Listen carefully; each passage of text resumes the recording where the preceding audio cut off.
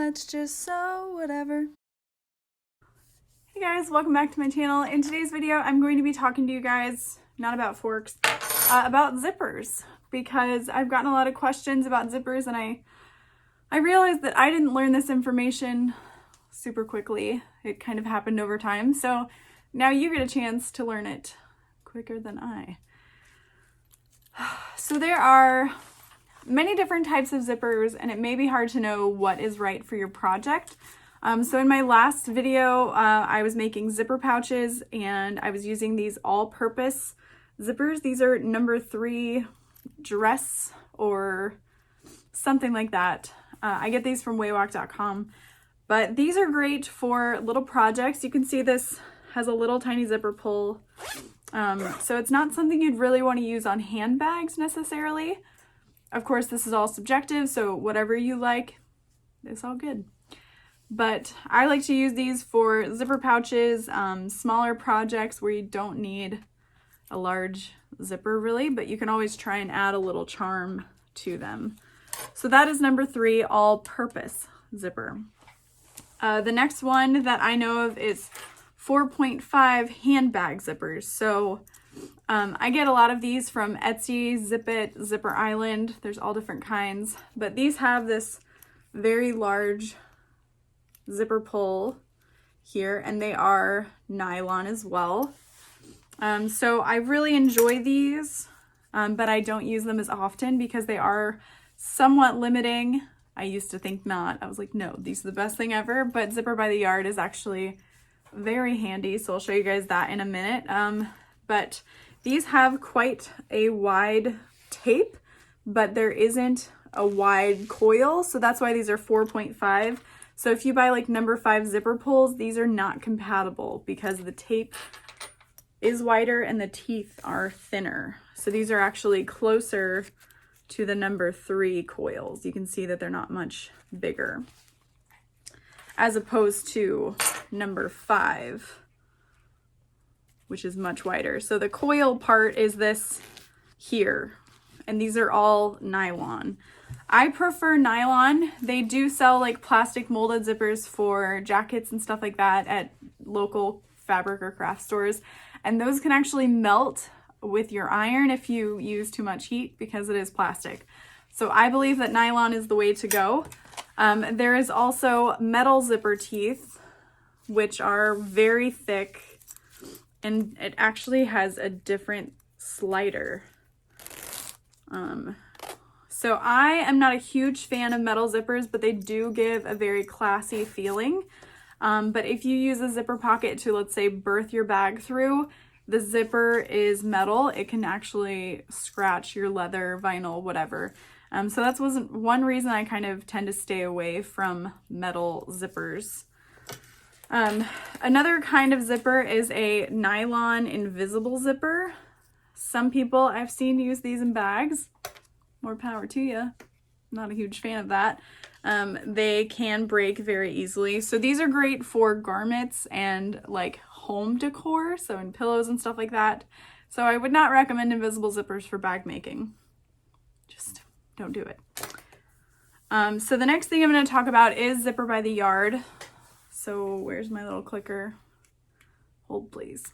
So Zipper by the Yard is awesome. It gives you the freedom to create a zipper the exact size you need. And there are so many different people out there that sell different zipper pulls that it's kind of a way to just make your bag that much more unique and personalized. So these are some zipper pulls that I sell. These are poison apples from Snow White, or they just look really cool. You can't tell because of the lighting, but these are rainbow. So these are for number 5 nylon only. Here's some cats based off of little Benjamin.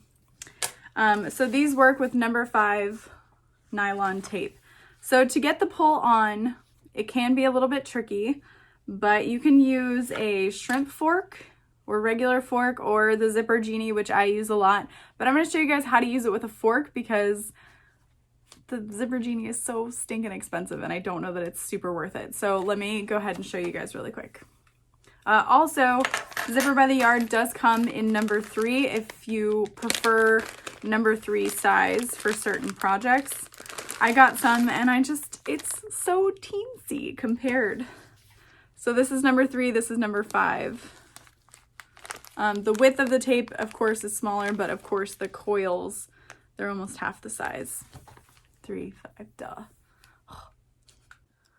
All right, so please keep in mind that I do not use a fork that often to put my zipper pulls on. But what you want to do is lay your fork up front and then slide your zipper pull or zipper slider on there. So you want to make sure that, the back is open. You don't want to slide it through like that because you want to be able to get your zipper tape into there. So having this held up against somehow is the easiest way to do it, but let's go ahead and just try holding it in our hand. So maybe I'll like hold it with my pinky. You want to get one side kind of started for you, because then you can hold that like that and then get the other one slid in there as well. And then pulling it at a 45-degree angle is easiest. So they're kind of out like that, and then you just slide it on. I did it. All right, let me do it again with better lighting. Okay. So I'm gonna do that again. We're gonna pull that off. Here's my fork.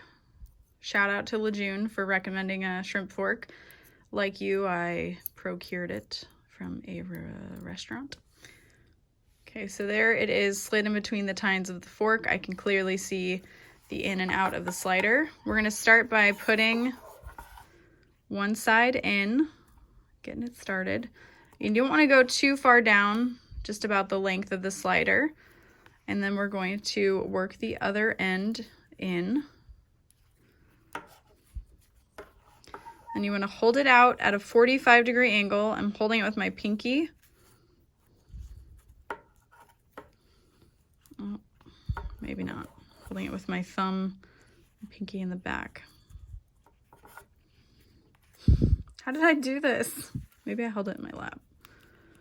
But you just kind of want to pull on them until it brings both sides through. So this one doesn't look as good as my first try. If it's uneven, honestly, it's not the end of the world unless you have a limited amount of zipper by the yard, because you can just cut off this end here and then cut where you need it. So it's not ideal, but it works if you're getting frustrated like I was. So yeah, the fork works, but I'll show you also how the zipper genie works.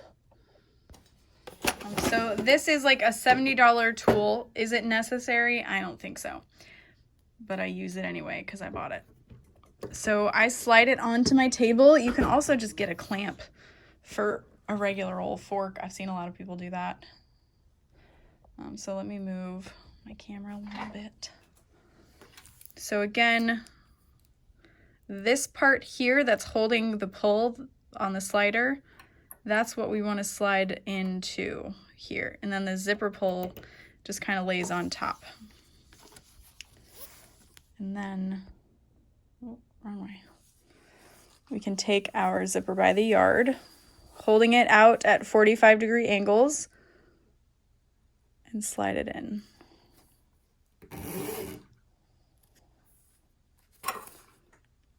And then the way you would make a double zipper pull is by cutting it to the size you need by maybe 1 or 2 inches, and then adding your zipper pull on the opposite end. So I'll show you guys that really quick. All right, so I'm not going to use 2 matching zipper pulls because I'm too lazy for that. So we're going to slide one on to the zipper genie. I'm going to take this end and carefully slide that in. And the way I like to make sure that it's even is you can kind of make sure that these are sitting evenly. See how this one's a little bit higher up? So I need to slide it down just a little bit more. Oh, come on. There we go. So then we can slide that on. And I like to get it fairly close to the opposite end and then pull off, and then I'll add my other zipper pull. And then we'll undo this side. And on this side is when you really want to make sure that they're going in at the same time. So you can kind of see the distance, the height is the same. Oh, and there you go. So you want to make sure that there isn't too much of a bulge in this section, but you have to consider that the zipper slider is quite thick. So a small bulge is acceptable. That's what she said. So yeah, that is pretty much everything I know about zippers. Don't use invisible zippers for your bags unless you want it to be invisible and maybe break. Plastic molded zippers are not necessarily the way to go because they can melt. Metal zippers are personal preference. And yeah, I hope you guys enjoyed this video and learned a little something. If you guys have any other suggestions for videos you'd like to see, just let me know down below and I'll see you next time. Bye.